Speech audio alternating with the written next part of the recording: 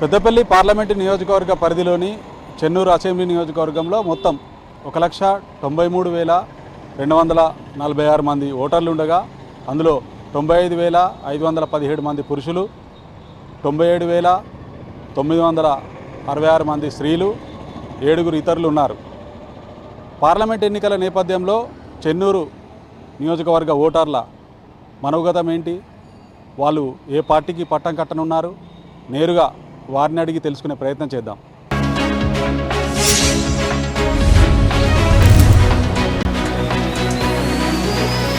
ప్రస్తుతం మనం చెన్నూరు నియోజకవర్గంలోని క్యాతన్పల్లి మున్సిపాలిటీ పరిధిలోని 1వ వార్డు తారకరామ కాలనీ వద్ద ఉన్నాం. ఇక్కడ కొంతమంది మహిళలు ఉన్నారు. ఏదైతే పార్లమెంట్ ఎన్నికల నేపథ్యంలో వాళ్ళ అభిప్రాయాలు ఏంటో తెలుసుకునే ప్రయత్నం చేద్దాం. అమ్మ చెప్పమ్మా, మీ పేరేంటిదమ్మా? నా పేరు జయ. జయ, చెప్పమ్మా ఏం చేస్తారు మీరు? మేము కూలి పని చేస్తాం. కూలి పని చేస్తారు. అమ్మ చెప్పమ్మా, ఇది పార్లమెంట్ ఎన్నికలు వస్తున్నాయి, ఏ పార్టీకి ఓటేద్దాం అనుకుంటున్నారు? మేము కేసీఆర్కు తెలంగాణ. ఎందుకు కేసీఆర్కి ఓటేద్దాం అనుకుంటున్నారు? కేసీఆర్ మాకు ఇంటి పట్టాలు ఇచ్చిండు, మాకు నీళ్ళ సవలతు ఉండే కేసీఆర్ ఉన్నప్పుడు, మాకు అన్నిట్లో కేసీఆర్ ఉన్నప్పుడే మంచిగా ఉండే. ఇళ్ళ పట్టాలు వచ్చినాయా మీకు? వచ్చినాయి మాకు. పార్లమెంట్ ఎన్నికలకు సంబంధించి కాంగ్రెస్ పార్టీ అలాగే బీజేపీ అభ్యర్థులు కూడా తిరుగుతున్నారు కదా, మేము మాకు కూడా ఓటేయండి, మీకు హామీలు కూడా ఇస్తాము, అది చేస్తాం ఇది చేస్తామని వాళ్ళు కూడా ప్రచారంలో తిరుగుతున్నారు కదా, ఎందుకు ఆ పార్టీలకు ఓటేయారు? ఆ పార్టీకి ఎందుకు అంటే ఇప్పుడు మాకు గ్యాస్ సిలిండరు అది ఇదని అన్నీ చెప్పి ఇప్పుడు కరెంటు సుతా వస్తారు గుంటలేదు, మాకు ఏదైనా కానీ బీఆర్ఎస్ పార్టీ ఉన్నప్పుడే అన్నీ చేసిర్రు. ఇప్పుడు మీ బీఆర్ఎస్ పార్టీనే అటే ఇస్తాం. ఎందుకు సిలిండరు 500 అన్నారు? 500 అన్నాడు, ఇప్పుడు 1020 తీసుకుంటాడు, అవి పడేది లేదు ఏది లేదు, 1020 కడతాను ఉంటాను. అందులో బ్యాంక్ కాడికి పోతే అవి పడలేదమ్మా అని చెప్తాడు. కరెంటు కూడా 200 యూనిట్ల ఫ్రీ అన్నారు కదా, అది వచ్చిన వాళ్ళకి వచ్చినాయి, రాని వాళ్ళు రాలే. అది సుతిగా గ్యారంటీ అని ఏమున్నది, ఎక్కువ ఇప్పుడు బిల్లు కాలితే మళ్ళీ మొత్తంగా అట్టుడే అంటాడు. ఇక అదేం పట్టింది.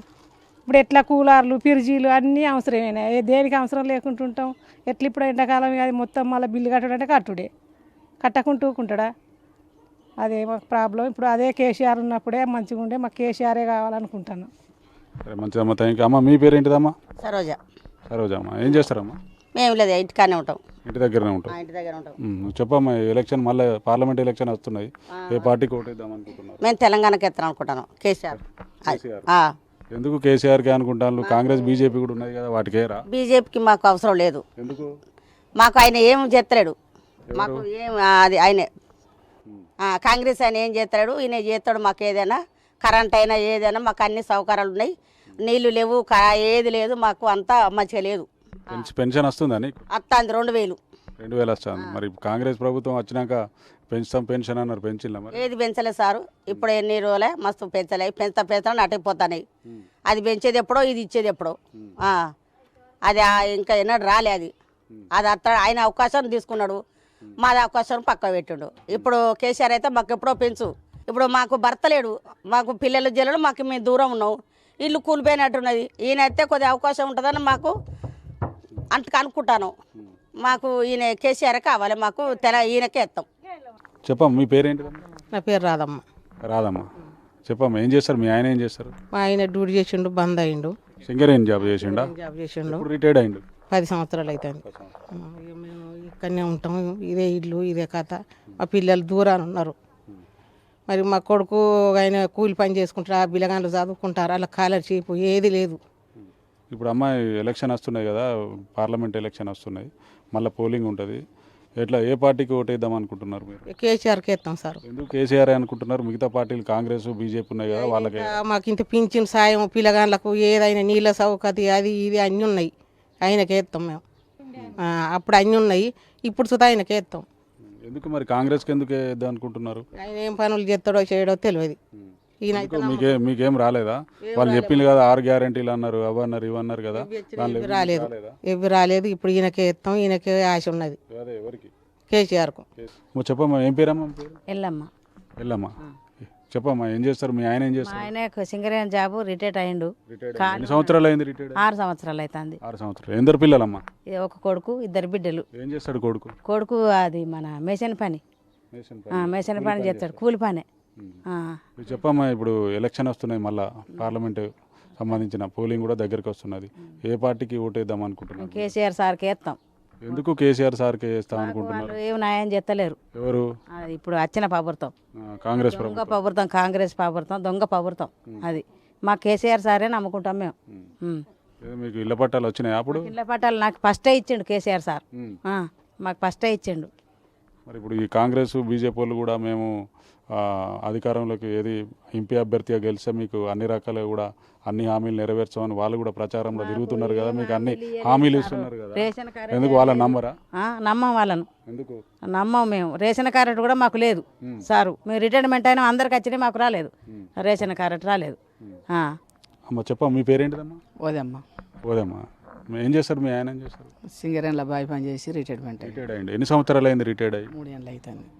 పార్లమెంట్ ఎలక్షన్ వస్తున్నాయి కదా, పోలింగ్ కూడా దగ్గరలో ఉన్నది. ఏ పార్టీకి ఓటేద్దాం అనుకుంటున్నారు? మేము కేసీఆర్కి ఇస్తాం ఓటు. కేసీఆర్కి. ఎందుకు కేసీఆర్కి ఓటేద్దాం అనుకుంటున్నారు? మంచిగా చేసిండు, ఏం చేసిండు మీకు? కరెంటు ఇచ్చిండు, మాకు నీళ్ళ సౌకర్యం చేసిండు. ఇప్పుడు కరెంట్ ఉండలేదు, అప్పుడు ఆయన ఉన్నప్పుడు కరెంట్ ఉన్నది, నీళ్ళ సౌకర్యం మంచిగా చేసిండు. మేము కేసీఆర్కే ఇస్తాం ఓటు. మీకు ఇళ్ల పట్టాలు కూడా వచ్చినాయి అమ్మ అప్పుడు? ఇళ్ళ పట్టాలు కూడా ఇచ్చిండు, అంతకుముందు లేకుంటే ఇచ్చిండు మాకు. ఆయన వచ్చిన కాడికి వెళ్ళి ఇండ్ల పట్టాలు ఇచ్చిండు, నీళ్ళ సౌకర్యం కనిపించిండు, కరెంటు కూడా పోలేదు.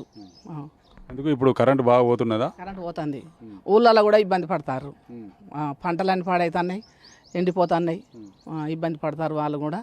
కాంగ్రెస్ మాకు ఏం చేయలేదు. మరి బీజేపీ వాళ్ళు వీళ్ళు కూడా తిరుగుతున్నారు కదా, ఎవ్వరు తిరిగినా కానీ మేము ఓటుకు మన కేసీఆర్కి ఇస్తాం. మీ పేరేంటిదమ్మా? వనిత. వనిత. చెప్పండి, ఏం చేస్తారమ్మా? సింగరేణి ఎంప్లాయ్. ఆయన సింగరేణి ఎంప్లాయ్. ఓకే, మీరు హౌస్ వైఫా? Housewife. ఓకే అమ్మా, ఏదైతే పార్లమెంట్ ఎన్నికలకు సంబంధించి ఏ పార్టీకి ఓటేద్దాం అనుకుంటున్నారు మీరు? కొప్పుల ఈశ్వరి గారికి వేద్దాం అనుకుంటాను. ఓకే, బీఆర్ఎస్ పార్టీకి ఓటేద్దాం అనుకుంటున్నారు. ఎందుకు మరి కాంగ్రెస్ బీజేపీ అభ్యర్థులు కూడా ఉన్నారా, వాళ్ళకు ఆ పార్టీలకు ఎందుకు ఓటేయద్దు అనుకుంటున్నారు?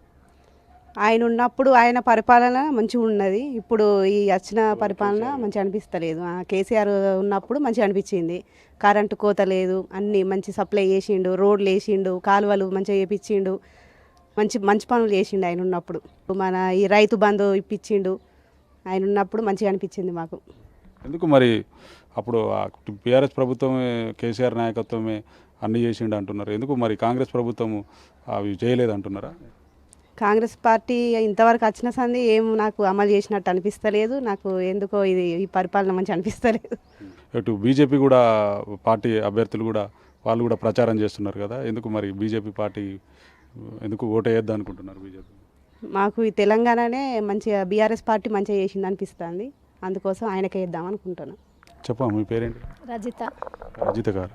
ఏం చేస్తారండి మీరు? మేము టైలరింగ్ చేస్తా. టైలరింగ్ చేస్తారు. ఓకే, మీ ఆయన ఏం చేస్తారండి? మా ఆయన ఆటో నడుపుతాడు. ఆటో నడుపుతాడు.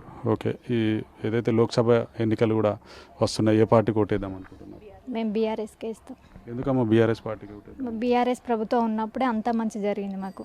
ఇప్పుడు ఈ కొత్త కాంగ్రెస్ వచ్చింది, ఏం చేయట్లేదు. అన్నికి ఎలక్షన్స్ ముందు అన్ని హామీలు ఒప్పుకున్నాడు, అందులో ఒక్క హామీ కూడా చేయలేదు. ఫ్రీ కరెంట్ ఇస్తా అన్నాడు, ఫ్రీ కరెంటు మాకు రాలేదు. ఎవరికి వచ్చిందో ఒక్కరికే వచ్చింది కావచ్చు, కానీ మాకు మాత్రం ఫ్రీ కరెంట్ ఇవ్వలేదు. మేము బిల్లు కడుతున్నాం ప్రతి నెల. మొన్న 2 నెలల క్రితమే ఫ్రీ కరెంటు ప్రతి ఒక్క ఇంటింటికి ఇస్తానన్నాడు, ఒక్క ఇంటికి కూడా ఫ్రీ కరెంట్ రాలేదు. మాకు మాత్రం రాలేదు, ఎవరికి వచ్చిందో రాలేదో కానీ మాకు మాత్రం రాలేదు. 2500 మహిళలకు 2500 పథకం ఇస్తానన్నాడు నెలకు ప్రతి నెల. ఆ 2500 కూడా రావట్లేదు. ఇల్లు లేని వాళ్ళకి ఇల్లు కట్టిస్తానన్నాడు, ఇల్లు కట్టియలేదు. కేసీఆర్ ప్రభుత్వం ఉన్నప్పుడు అన్నీ చెప్పిన దాంట్లో అన్ని ప్రతి ఒక్కటి అమలు చేసుకొచ్చిండు. ఈ కాంగ్రెస్ ప్రభుత్వం మాత్రం ఒక్క పథకాన్ని కూడా అమలు చేయలేకపోతుంది. ఓకే అమ్మా, ఇప్పుడు మీ ఆయన ఆటో డ్రైవర్ అంటున్నారు కదా, ఈ మహాలక్ష్మి పథకం వల్ల బస్సులో ఫ్రీ మహిళలకు ఫ్రీ జర్నీ వల్ల అంటే ఏమైనా ఇబ్బందులు ఎదుర్కొంటున్నారా మీరు? ఇబ్బందులు ఎదుర్కొంటున్నాం. ఫ్రీ బస్సు కాబట్టి ఆటోలు మొత్తం గిరాకీ దెబ్బతిని ఇంట్లో గడవడం కూడా కష్టంగా ఉన్నది. ఆ ఫ్రీ బస్సు వేయడం వల్ల ఈ ఆటోలలో కూలీ పని చేసుకునే వాళ్ళకు కూడా ఆయనే నష్టపరిచిండు, లాభం మాత్రం ఏం చేయట్లేదు. ఎట్లా మీరు ఎట్లా చూస్తారు ఆ ప్రభుత్వం, బీఆర్ఎస్ ప్రభుత్వము తర్వాత ఈ కాంగ్రెస్ ప్రభుత్వం ఈ 4 నెలల పాలనలో మీరు ఎట్లా చూస్తున్నారు, ఎట్లా అనుకుంటున్నారు? ఆ ప్రభుత్వం ఉన్నప్పుడు ప్రతి ఒక్కటి అమలు చేసిండ్రు, కొంత వరకు మంచిగా మెరుగుపడింది. ప్రతి ఒక్క ఊర్లో అన్ని సవలతులు చేసారు. ఈ ప్రభుత్వం ఎక్కిన కాడ నుండి ఒక్క పథకం కూడా అమలులోకి రాలేదు, చేయలేదు. ఉన్న వాటినే ఇంకా నష్టపరుస్తాడు. ఇప్పుడు ఒక ప్రభుత్వం ఉన్నప్పుడు ఇంటింటికి నీళ్ళు వచ్చినాయి, ఇప్పుడు నీళ్లు రావట్లేదు. ప్రతి ఒక్క 24 గంటలు కరెంట్ వచ్చేది. ఇప్పుడు కరెంట్ రావట్లేదు. ఆ కరెంటు ప్రతి 2 గంటలకోసారి 3 గంటలకోసారి కరెంటు కోత పెడుతున్నాడు. ఇప్పుడు అందులో కరెంట్ చేయబట్టి కూడా ఇంట్లో అందరు ఇబ్బంది పడుతున్నారు. ఆ కరెంటు కోత చేస్తాడు, ఇటు అన్ని ప్రతి ఒక్కటి ఇబ్బందులే ఉన్నాయి ఈ ప్రభుత్వం ఎక్కిన దగ్గర నుండి. చెప్పమ్మ మీ పేరేంటి? వాణి. వాణి గారు ఏం చేస్తారండి మీరు? కూలి పని. కూలీ పని చేస్తారు. వాణి గారు చెప్పండి, ఇప్పుడు ఏదైతే పార్లమెంట్ ఎన్నికలకు సంబంధించి పోలింగ్ డేట్ కూడా దగ్గర పడుతున్నది, ఏ పార్టీకి ఓటేద్దాం అనుకుంటున్నారు? కేసీఆర్కి వేస్తాము. కేసీఆర్కి ఓటేద్దాం అనుకుంటున్నారు. ఎందుకు కేసీఆర్ గారికి ఓటేద్దాం? ఇళ్ళ పట్టాలు ఫ్రీ ఇచ్చేయండు, కరెంటుకు కూడా ఏ ప్రాబ్లం లేదు, పేదవాళ్ళకు కూడా న్యాయం చేసేయండు. ఓకే, ఇప్పుడు తర్వాత మరి కాంగ్రెస్ బీజేపీ వాళ్ళు కూడా ఆ పార్టీ నాయకులు కూడా తిరుగుతున్నారు కదా, మేము ఏదైతే అనేక హామీలు కూడా గుప్పిస్తున్నారు కదా, ఎందుకు ఆ పార్టీలకు ఓటేయారు? ఎందుకు బీఆర్ఎస్ పార్టీకే మీ మద్దతు తెలుపుతున్నారు? అంటే ఈయన ఇంతకుముందు ఉన్నప్పుడు అన్నీ బాగా చేసిండు కదా, నమ్మకం. ఓకే, ఇంతకుముందు గత ప్రభుత్వంలో అన్ని చేసిండు కాబట్టి అలా కేసీఆర్ గారినే నమ్ముతాం. ఎందుకు మరి కాంగ్రెస్ పార్టీని బీజేపీని నమ్మట్లేదు? అంటే వాళ్ళు న్యాయం చేస్తారో చేయరో తెలియదు కదా. అంటే ఇప్పటివరకు ఈ 4 నెలల కాలంలో మీరు కాంగ్రెస్ ప్రభుత్వం చూసిండ్రు కదా, ఎట్లా అనిపించింది? కేసీఆర్ ఉన్నప్పుడే బాగుండే. ఇక్కడ చాలామంది రైతులు ఉన్నారు, వారిని లోక్సభ ఎన్నికల నేపథ్యంలో వారి అభిప్రాయాలు ఏంటో తెలుసుకునే ప్రయత్నం చేద్దాం. చెప్పండి, మీ పేరేంటి అండి? నా పేరు వడ్లకొండ కిష్టయ్య. కిష్టయ్య గారు, ఏ ఊరు మీది? మాది పోలంపల్లి, భీమారం మండలం. భీమారం మండలం. ఏం చేస్తారు మీరు? రైతునండి నేను. రైతు. ఎన్ని ఎకరాలు ఉంది? ఒక 4 ఎకరాలు ఉంది. ఓకే, చెప్పండి, ఇప్పుడు ఏదైతే పార్లమెంటు ఎన్నికల నేపథ్యంలో మీరు ఏ పార్టీకి ఓటేద్దాం అనుకుంటున్నారు? మేము కారు కోటేద్దామండి కేసీఆర్ గారికి. కేసీఆర్కి. ఎందుకు కేసీఆర్కే ఓటేద్దాం అనుకుంటున్నారు? ఎందుకనంటే రైతు బంధు ఉన్నది, కళ్యాణ లక్ష్మి ఉన్నది, ఇలాంటి పథకాలు ఉన్నాయి కాబట్టి కేసీఆర్కే వేయాలనేది.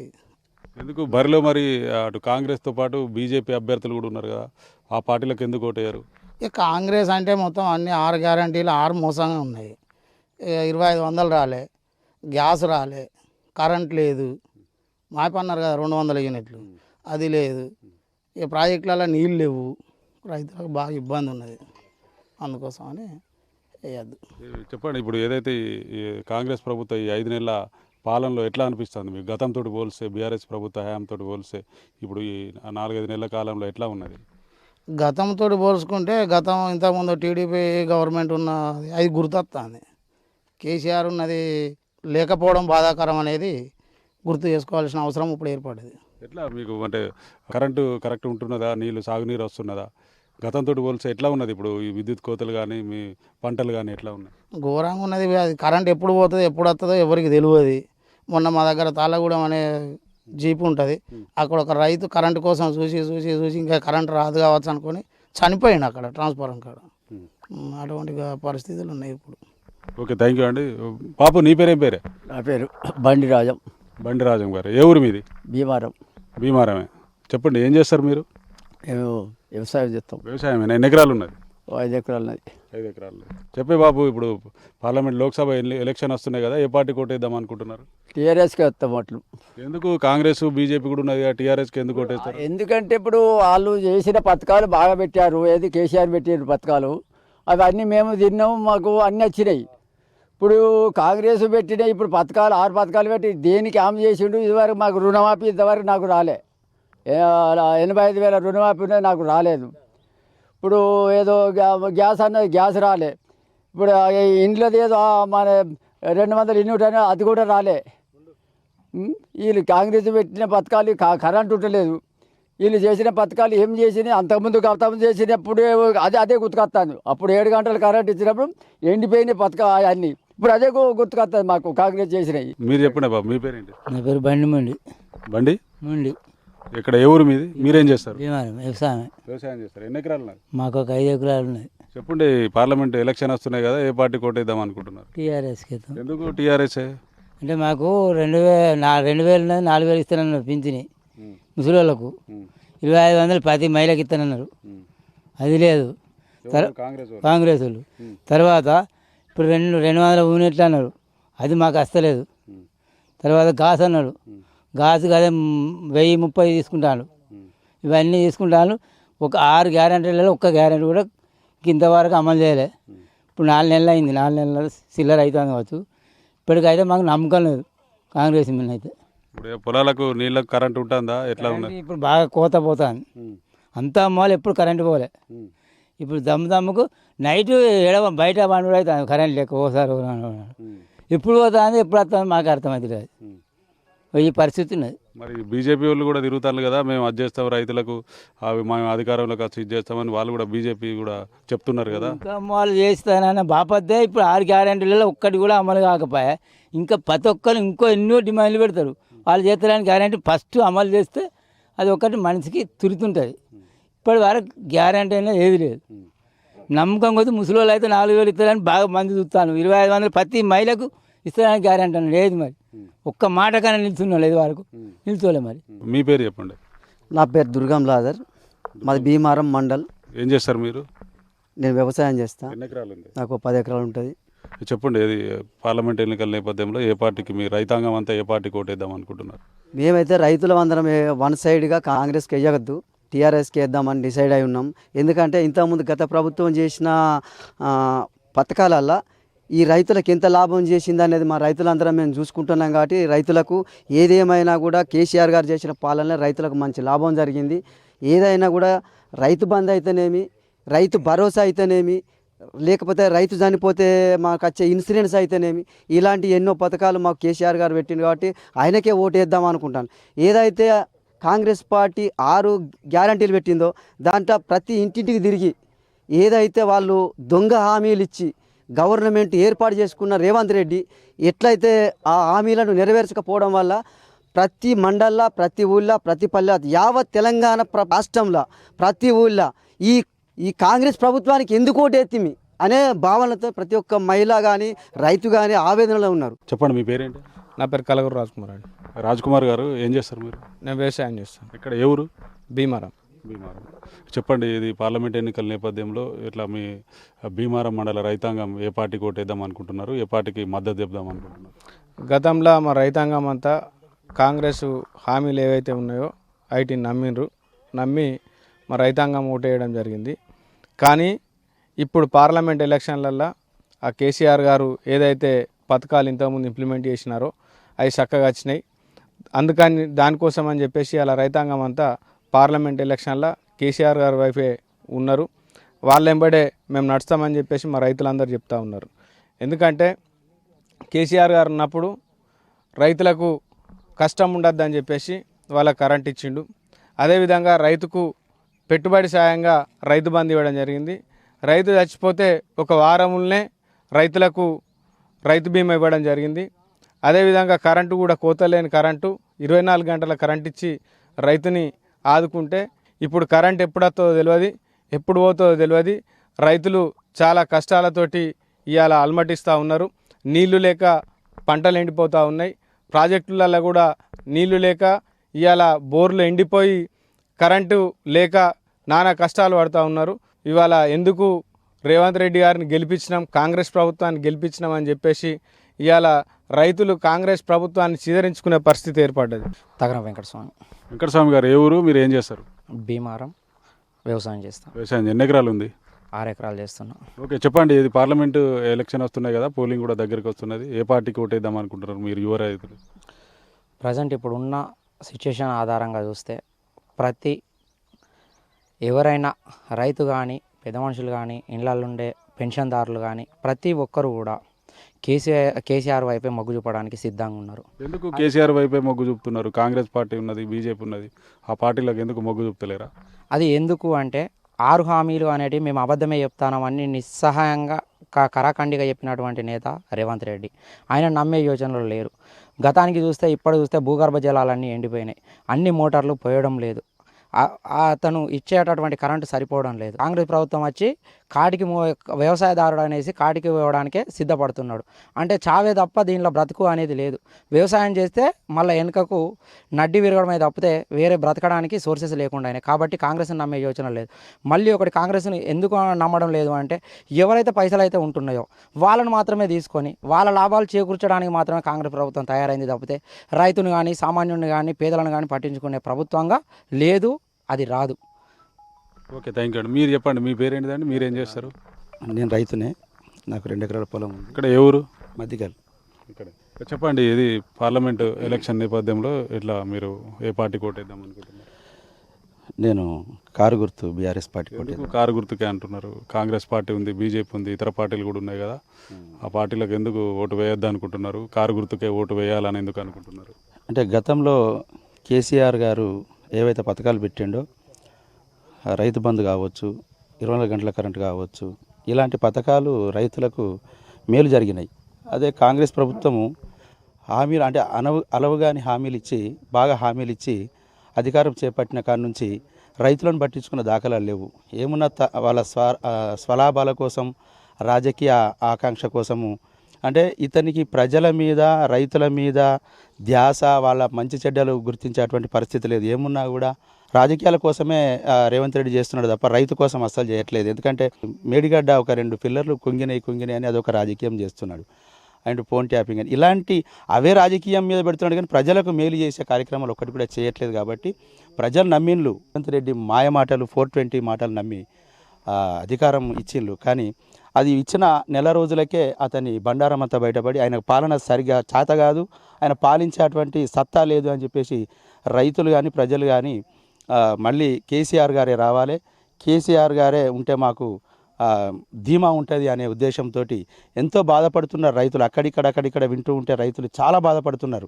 ఏం చేసినాం మనం, ఏం పని చేసినాం, అనవసరంగా కేసీఆర్ గారిని దూరం పెట్టుకొని మనం ఎంత అవస్థలు పడుతున్నాం, ఎంత ఇబ్బంది పడుతున్నాం అనే ఉద్దేశంగా ఇప్పుడు బాగా చాలా ప్రాంతాలలో కూడా, ఇక్కడనే కాదు ప్రతి రాష్ట్రంలో నలుమూలలో కూడా చాలామంది రైతులు కావచ్చు, ప్రజలు కావచ్చు చాలా బాధపడుతున్నారు. ఇప్పుడు చేసేది ఏం లేదు అనే పద్ధతిలో ఆయననే మొక్కుతున్నారు, కేసీఆర్ గారిని దేవుడు అని మొక్కుతున్నారు. కాబట్టి రేవంత్ రెడ్డి మాటలు, మాయ మాటలు నమ్మే పరిస్థితిలో లేరు. అంటే ఇప్పుడు డిసెంబర్ 9 నుంచి మీకు అన్ని హామీలు నెరవేర్చా అన్నాడు, ఒక్క హామీ నెరవేర్చలేదు. ఇప్పుడు ఏమంటుండంటే పార్లమెంట్లో మీకు పార్లమెంటు అభ్యర్థులను గెలిపించండి, పార్లమెంట్ అభ్యర్థులను గెలిపిస్తే ఆ తర్వాత మీకు ఈ 420 హామీలు కావచ్చు, ఈ 6 గ్యారెంటీలు కావచ్చు అన్నీ ఒక్కసారి నెరవేర్స్తా అంటున్నాడు.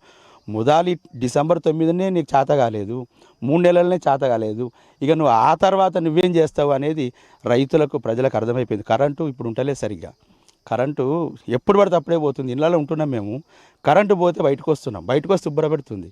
కరెంటు ఉండే పరిస్థితి లేదు, రైతు రుణమాఫీ లేదు, 24 గంటల కరెంటు లేదు, పెన్షన్ 2000 4000 ఇస్తాను, 4000 లేదు. అసలు ఒక్క స్కీము కూడా ఇంప్లిమెంటేషన్ చేసిన దాఖలాలు అస్సలు రేవంత్ రెడ్డికి లేవు. అసలు ఆయనే గ్యారంటీగా ఉంటాడో ఉండడో ఆయనకే గ్యారంటీ లేదు. కాబట్టి రైతులు మాత్రం చాలా